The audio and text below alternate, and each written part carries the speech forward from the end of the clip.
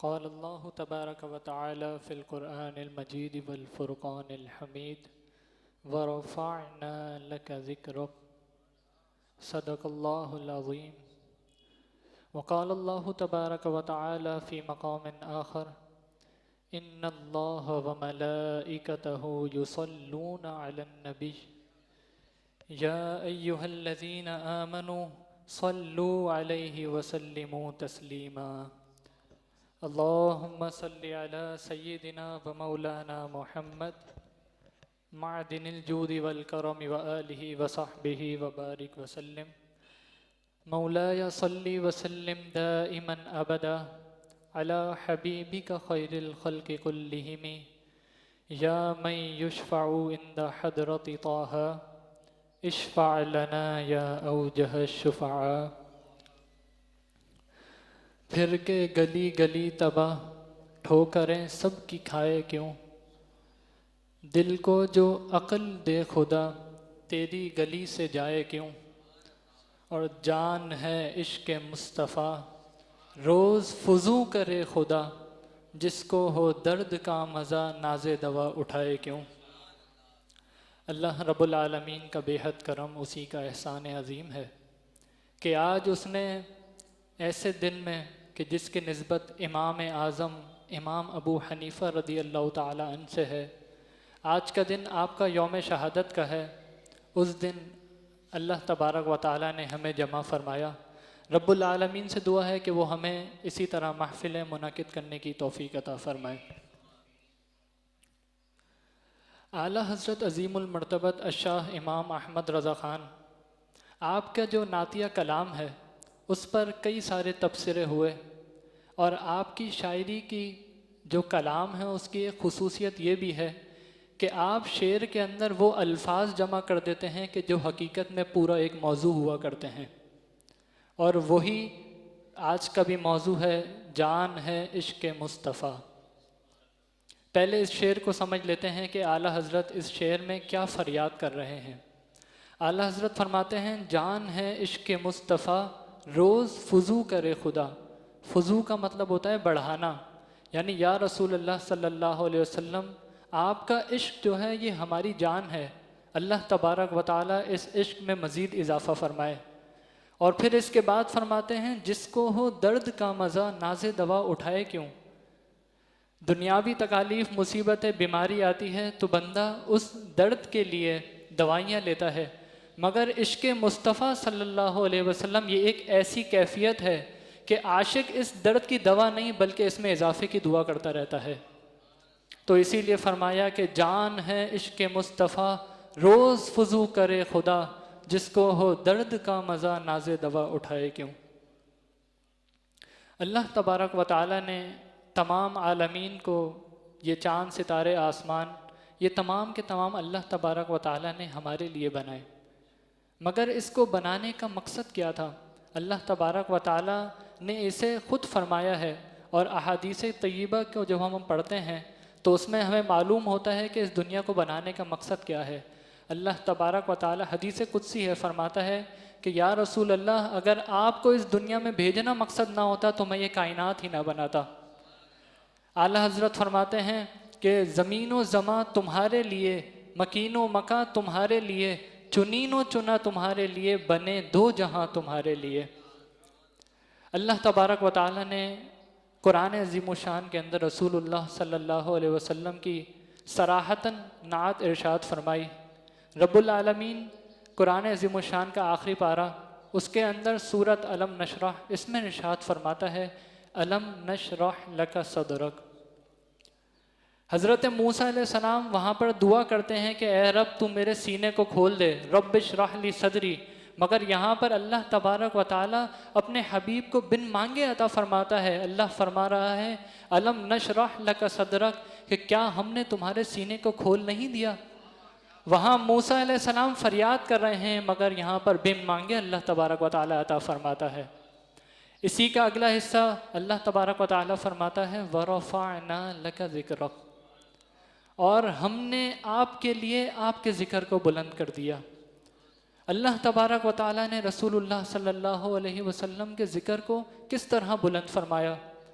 اللہ تبارک و تعالیٰ نے اذان کے اندر جب ہم قیامت تک اذان کوئی شخص دے گا تو وہ جب تک اشہد ان لا الہ الا اللہ کہے گا تو اس کے بعد وہ اشہد ان محمد رسول اللہ بھی کہے گا۔ اذان میں اللہ کے ذکر کے بعد رسول اللہ صلی اللہ علیہ وسلم کا ذکر۔ قرآن عظیم الشان کے اندر جب ہم نماز پڑھتے ہیں تو نماز میں التحیات کے اندر جب تک ہم السلام علیکہ ایہا النبی نہ کہہ لیں ہماری نماز ہی پوری نہ ہوگی۔ البتہ اگر کوئی شخص کلمہ طیبہ کے اندر صرف لا الہ الا اللہ ہی پڑھتا رہے تو وہ شخص مومن نہیں ہو سکتا، کہ جب تک وہ لا الہ الا اللہ کے بعد محمد رسول اللہ نہ کہہ لے۔ کوئی لاکھ لا الہ الا اللہ پڑھتا رہے مگر جب تک در مصطفیٰ پر اپنے سر کو نہیں جھکائے گا وہ شخص مومن نہیں ہو سکتا۔ یہ اللہ تبارک و تعالیٰ نے رسول اللہ صلی اللہ علیہ وسلم کی شان و عظمت کو قرآن عظیم الشان کے اندر بیان فرمایا۔ ایک اور آیت، ایک اور صورت کے جس کا چیلنج اللہ تبارک و تعالیٰ نے تمام کافروں کو دیا تھا، اسے بھی ہم سماعت کرتے ہیں۔ اللہ تبارک و تعالیٰ ارشاد فرماتا ہے اِنَّا أَعْطَيْنَاكَ الْكَوْثَرَ، کہ بے شک ہم نے آپ کو کوثر عطا فرمائی۔ یہ جو کلام ہے یہ عرب کے فصحاء اور بلغاء سے کیا گیا تھا کہ جو اپنے فن کے اندر بڑے ماہر تھے، مگر وہ اس صورت کے مقابل کوئی صورت کیوں نہ لا سکے؟ کیونکہ ان لوگوں نے لفظ کثیر سنا تھا، لفظ کثرت سنا تھا، لیکن اللہ تبارک و تعالیٰ نے یہاں پر لفظ کوثر ارشاد فرمایا ہے۔ کوثر کا معنی یہ ہے کہ یا رسول اللہ صلی اللہ علیہ وسلم قیامت تک جتنی بھی کثرتیں آئیں گی وہ میں نے ساری کی ساری تمہارے دامن کے اندر ڈال دی ہے۔ اعلیٰ حضرت فرماتے ہیں اِنَّا أَعْطَيْنَاكَ الْكَوْثَرَ، ساری کثرت پاتے یہ ہیں، رب ہے موتی یہ ہے قاسم، رزق اس کا ہے کھلاتے یہ ہیں، اور ان کے ہاتھ میں ہر کنجی ہے، مالک کل کہلاتے یہ ہیں۔ اسی طرح اللہ تبارک و تعالیٰ نے حضور صلی اللہ علیہ وسلم سے محبت کس طرح کرنی چاہیے اس کو بھی ارشاد فرمایا۔ اللہ تبارک و تعالیٰ ارشاد فرماتا ہے قرآن عظیم الشان کے اندر کہ کل ان کان آباؤکم، کہ اے محبوب آپ فرما دیجئے اگر تمہارے والدین و ابناؤکم اور تمہارے بیٹے و اخوانکم تمہارے بھائی و ازواجکم اور تمہاری بیویاں و عشیرتکم اور تمہارا کنبہ و اموال اقترفتموہا اور تمہارا وہ مال کہ جو تم کماتے ہو و تجارت تخشون کسادہا اور تمہارا وہ بزنس کہ جس کے نقصان کا تمہیں خوف ہے و مساکن تردونہا اور تمہارے وہ گھر کہ جو تمہیں بہت زیادہ عزیز ہیں۔ ان تمام چیزوں کو ذکر کرنے کے بعد اللہ تبارک و تعالیٰ آگے فرماتا ہے احب الیکم من اللہ و رسولہ و جہاد فی سبیلہ، کہ اگر جتنی چیزیں ذکر کی یہ تمہیں اللہ تبارک و تعالیٰ اس کے رسول صلی اللہ علیہ وسلم اور جہاد کرنے سے زیادہ فضیلت ہیں، زیادہ محبوب ہیں، تو پھر فتربصوا انتظار کرو حتیٰ یأتی اللہ بامرہ، کہ یہاں تک کہ اللہ تبارک و تعالیٰ کا فیصلہ آ جائے۔ اگر یہ تمام چیزیں حضور صلی اللہ علیہ وسلم کی محبت سے بڑھ کر ہیں تو پھر تم انتظار کرو کہ اللہ تبارک و تعالیٰ کا فیصلہ آ جائے۔ صحابہ کرام نے اس آیت کو کس طرح اس آیت پر عمل کیا، آئیے اب ہم ان کی زندگیوں کو سماعت کرتے ہیں اور وہ کس طرح اس شعر کے مصداق بنے کہ محمد کی محبت دین حق کی شرط اول ہے، اسی میں ہو اگر خامی تو سب کچھ نامکمل ہے۔ ان صحابہ کرام میں سب سے عظیم نام خلیفہ بلا فصل حضرت سیدنا ابو بکر صدیق رضی اللہ تعالی عنہ کا ہے۔ ابتدائے اسلام کا واقعہ ہے۔ تمام صحابہ کرام جو اس وقت ایمان لائے تھے وہ پوشیدہ طور پر اللہ تبارک و تعالیٰ کی عبادت کیا کرتے۔ حضرت صدیق اکبر رضی اللہ تعالیٰ عنہ حضور صلی اللہ علیہ وسلم کی بارگاہ میں حاضر ہوتے ہیں اور عرض کرتے ہیں کہ یا رسول اللہ صلی اللہ علیہ وسلم، ہم اپنے دین کی عبادت جو ہے وہ ظاہری طور پر کیوں نہیں کرتے؟ اللہ تبارک و تعالیٰ کی عبادت ہمیں بھی اس کو اظہار کرنا چاہیے۔ چنانچہ حضور صلی اللہ علیہ وسلم، حضرت صدیق اکبر اور جو صحابہ مسلمان ہوئے تھے وہ تمام کے تمام جو ہیں وہ مسجد حرام میں داخل ہوتے ہیں۔ حضرت صدیق اکبر اسلام کے پہلے خطیب بنتے ہیں اور مسجد حرام کے اندر خطبہ ارشاد فرماتے ہیں۔ تمام صحابہ کرام وہ اپنی نشستوں پر تشریف فرما ہوتے ہیں۔ جب صدیق اکبر وہ اسلام کے فضائل اور حضور صلی اللہ علیہ وسلم کی شان و عظمت بیان کر رہے ہوتے ہیں تو جتنے کافر وہاں پر موجود تھے انہیں اس بات پر بڑا غصہ آتا ہے اور وہ آپ کو ظلم و ستم کرنا شروع کرتے ہیں. نعوذ باللہ من ذالک، آپ کو اتنا مارا جاتا ہے اور چہرے پر بھی مارا جاتا ہے کہ جس کی وجہ سے چہرے پر سوجن ہو جاتی ہے، اور اس چہرے پر سوجن کی وجہ سے آپ کی ناک ہی معلوم نہ ہوتی. جب یہ معاملہ ہوا تو صدیق اکبر رضی اللہ تعالیٰ عنہ کے قبیلے والے آپ کو گھر لے جاتے ہیں. گھر پہنچنے کے بعد وہ لوگ یہ سمجھ رہے ہوتے ہیں کہ کہیں حضرت ابو بکر صدیق رضی اللہ تعالیٰ عنہ کا انتقال تو نہیں ہو گیا.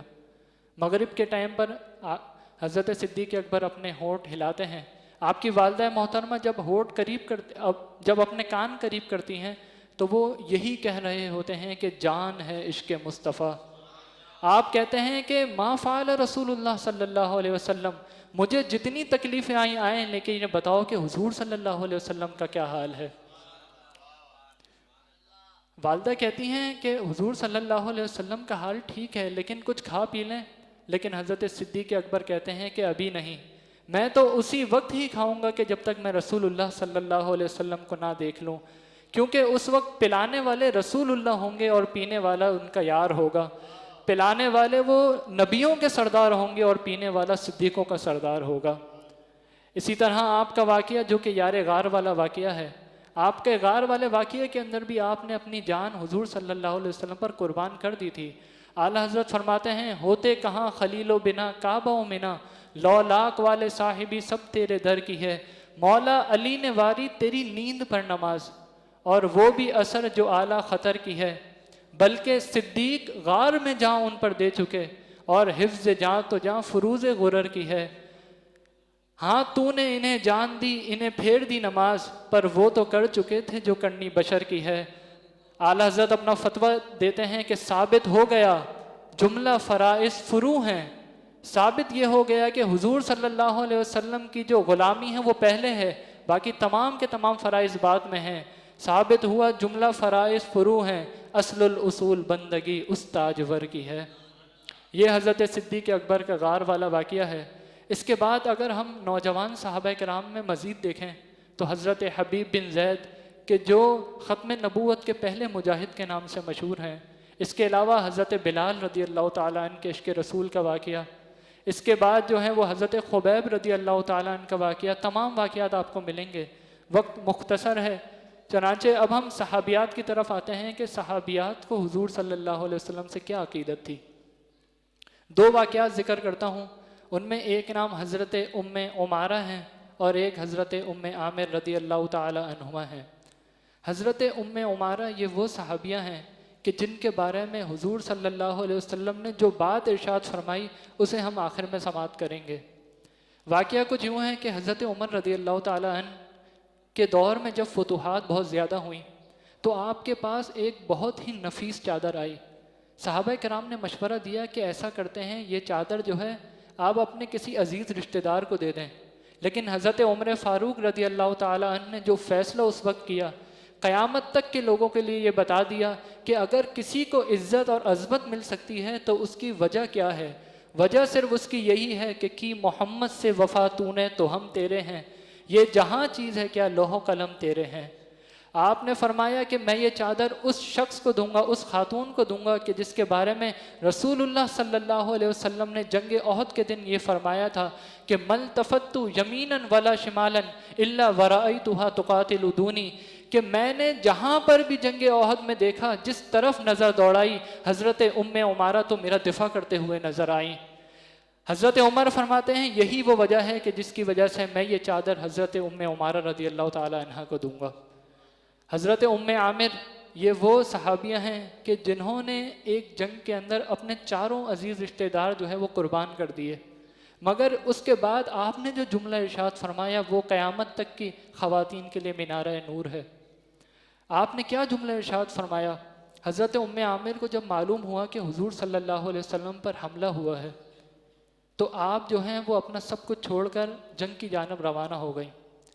بیچ میں صحابہ کرام آئے اور کہنے لگے کہ اے ام عامر آپ کے والد کو شہید کر دیا گیا ہے. تو آپ کہنے لگیں وہ ٹھیک ہے، یہ بتاؤ حضور کیسے ہیں. آگے چلی تو پھر کسی نے خبر دی کہ آپ کے بیٹے کو شہید کر دیا گیا ہے. آپ کہنے لگی یہ نہیں، یہ بتاؤ کہ حضور کیسے ہیں۔ پھر آگے گئیں تو کسی نے بتایا کہ آپ کے بھائی کو شہید کر دیا گیا ہے، لیکن آپ نے اس وقت بھی یہی کہا کہ مجھے حضور کا بتاؤ کیسے ہیں۔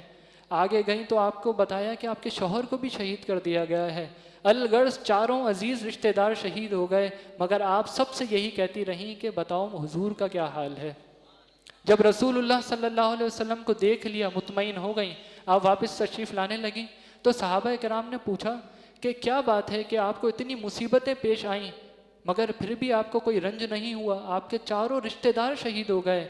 اس وقت آپ نے یہ جملہ ارشاد فرمایا کہ کلو مصیبت بعدک جلل، کہ جب رسول اللہ صلی اللہ علیہ وسلم کا دیدار کر لیا تو آپ کے دیدار کے بعد تو کوئی مصیبت ہی نہیں رہتی۔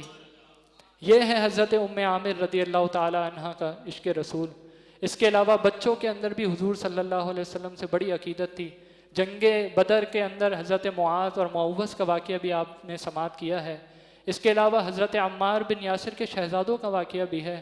لیکن اب ہم ایک ایسے صحابی کا واقعہ سماعت کرتے ہیں کہ جنہوں نے حضور صلی اللہ علیہ وسلم کے صحابہ کرام کو ادب کرتے ہوئے دیکھا کہ جب وہ اسلام کی حالت میں نہ تھے۔ حضرت عروہ بن مسعود کا یہ واقعہ ہے، اور یہ صلح حدیبیہ کا واقعہ ہے۔ کفار کی طرف سے حضرت عروہ بن مسعود ہیں، یہ صلح کرنے کے لیے حضور صلی اللہ علیہ وسلم کی بارگاہ میں حاضر ہوتے ہیں۔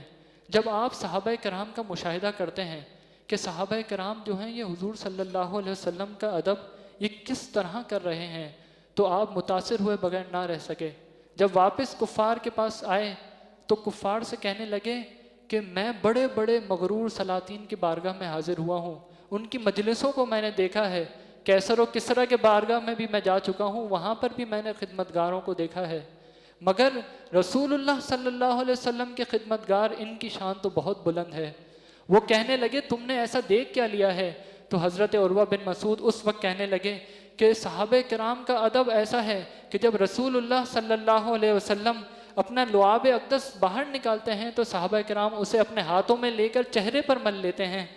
جب رسول اللہ صلی اللہ علیہ وسلم کسی چھوٹے صحابی کو کام کا حکم دیتے ہیں تو بزرگ ترین صحابہ بھی اس کام کو کرنے کے لیے دوڑتے ہیں۔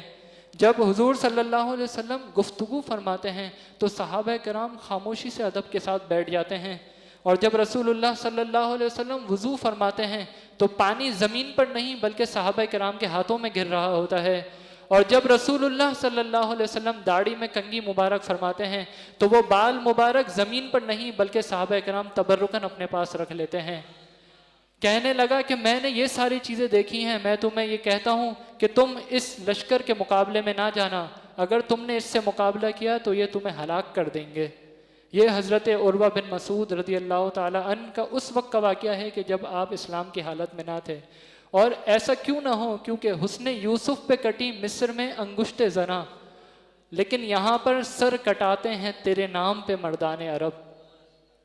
یہ تمام کے تمام وہ واقعات ہیں کہ جو رسول اللہ صلی اللہ علیہ وسلم کی عظمت اور آپ کی شان پر دلائل ہیں۔ اسی طرح اگر ہم صحابہ کرام کے بعد تابعین، تبع تابعین اور جتنے بھی سلاطین ہندوستان تک گزرے ہیں، ان تمام کے واقعات کو اگر دیکھیں تو ہمارے عروج کی، ہماری بلندی کی صرف ایک ہی وجہ ہے، اور وہ وجہ یہ ہے کہ جب تک مسلمانوں نے رسول اللہ صلی اللہ علیہ وسلم کے دامن کو تھام کے رکھا تو اس وقت تک وہ کامیاب رہے۔ جب حضور صلی اللہ علیہ وسلم کے دامن کو چھوڑ دیا اور رسول اللہ صلی اللہ علیہ وسلم کے دین کو چھوڑا تو اس وقت جو ہے مسلمانوں کی ہلاکت ہوئی۔ جب انگریزوں نے ہندوستان کے اندر ٹیپو سلطان کو شہید کیا تو اس کے بعد انہوں نے یہ کہا کہ مسلمان تو ایک ایسی قوم ہے کہ جو کبھی بھی جو ہے وہ ہم سے مقابلہ کرنے کے لیے تیار ہو جاتی ہے۔ تو اس وقت جو ہے 5th جنریشن وار کا آغاز ہو چکا تھا، اور وہ وار کیا تھی کہ مسلمانوں کو جو ہے مسلمانوں کے اندر سے عشق مصطفیٰ نکال دیا جائے۔ انہوں نے کہا کہ ہم ایسا کیا کریں کہ جس کی وجہ سے مسلمان جو ہیں وہ اپنے اس عشق سے دور ہو جائیں۔ تو انہوں نے 2 گروہ بنائے اور ان 2 گروہوں کو مسلمانوں کے درمیان میں بھیجا کہ وہ جائیں اور دیکھیں کہ مسلمانوں کی وہ کیا باتیں ہیں کہ جس کی وجہ سے مسلمانوں کو ہم شکست نہیں دے سکتے۔ چنانچہ کچھ دنوں کے بعد، کچھ مہینوں کے بعد جب انہوں نے اپنی ساری اسٹیٹسٹکس جمع کر لیں تو انگلینڈ کے اندر وائٹ ہال کے اندر ایک میٹنگ بیٹھی کہ جس کے اندر تمام کے تمام لوگ موجود تھے، اور انہوں نے یہ 2 نقطے بیان کیے۔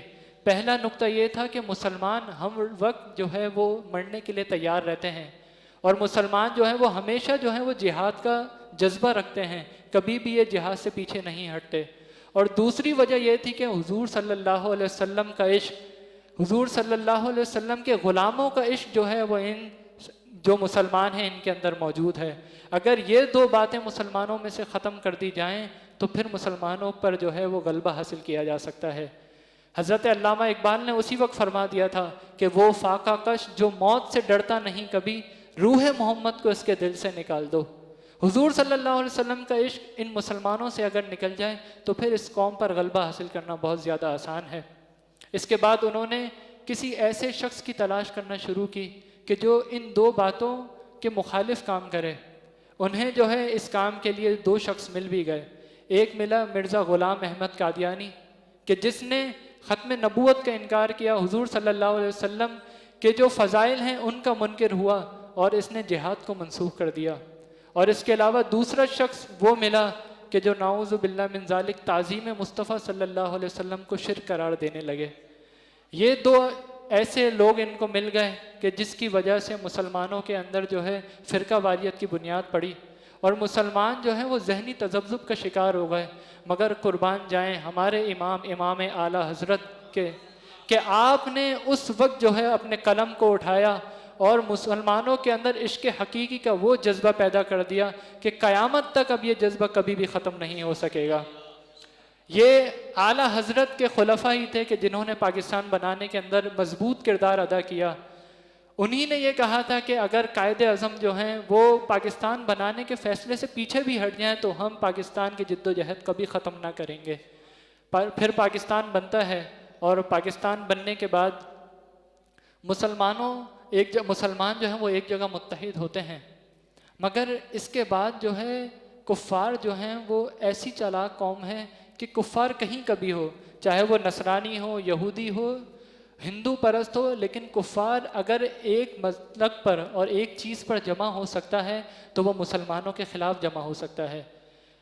کفار جو ہے یہ ایک ہی ملت ہے، اگر یہ ہمارے خلاف کام کرتے ہیں تو اس کا مطلب یہ ہے کہ یہ تمام کے تمام ایک ہیں۔ ہمارا اگر یہ ساتھ دیتے ہیں تو یہ صرف اپنی معاشی چیزوں کی وجہ سے ہمارا ساتھ دیتے ہیں، ورنہ مذہب کی بنیاد پر یہ کبھی ہمارا ساتھ نہیں دے سکتے۔